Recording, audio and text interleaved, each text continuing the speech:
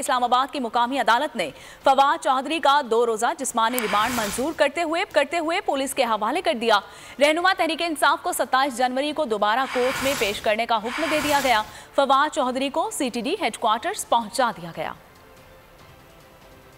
Election commission हुक्काम को मुबैना धमकियों का case. Fawad Chaudhary का 2 रोजा जिस्मानी रिमांड मंजूर, अदालत ने महफूज फैसला सुना दिया। इस्लामाबाद की F8 कचहरी में PTI रहनुमा फवाद चौधरी को हथकड़ी लगाकर सफेद चादर से ढांप कर लाया गया। दौरान समाअत तफ्तीशी अफसर ने फवाद चौधरी के 8 दिन के जिस्मानी रिमांड की इस्तदा की। प्रोसिक्यूशन टीम की जानिब से फवाद चौधरी के लाहौर और इस्लामाबाद वाले घर की तलाशी की भी इजाजत मांगी गई। कहा गया कुछ चीजें बरामद करनी है, इस बुनियाद पर 8 रोजा रिमांड मंजूर किया जाए। इलेक्शन कमीशन के वकील ने FIR का मतन पढ़कर सुनाया। कहा PTI रहनुमा ने इंतखाबी निगरान को मुंशी करार दिया, धमकी आमेज बयानात देकर ECP की साख को नुकसान पहुंचाया। फवाद चौधरी ने मुकदमा खारिज करने की इस्तदा करते हुए कहा कि FIR कानून के मुताबिक नहीं, मुझ पर बगावत का इल्जाम लगाया गया। अगर ऐसा हुआ तो जमहूरियत और इजहार राय की आजादी खत्म हो जाएगी। उन्होंने अदालत को बताया कि उन्हें इस्लामाबाद नहीं, लाहौर पुलिस ने गिरफ्तार किया। तफ्तीशी अफसर ने उनसे अब तक कोई तफ्तीश नहीं की। कहा मैं कोई दहशतगर्द नहीं, मुझे CTD में रखा गया। फवाद चौधरी के वकील ने कहा कि FIR लाहौर में दर्ज होनी चाहिए थी। कानून के मुताबिक जहां मुबैना जुर्म हुआ वहां मुकदमा दर्ज किया जाता है। उन्होंने FIR को गलत करार देते हुए मुवक्किल को फौरी रिहा करने की इस्तदा की। अदालत ने फरीकैन के दलाइल सुनने के बाद फवाद चौधरी का 2 दिन का जिस्मानी रिमांड मंजूर करते हुए उन्हें 27 जनवरी को दोबारा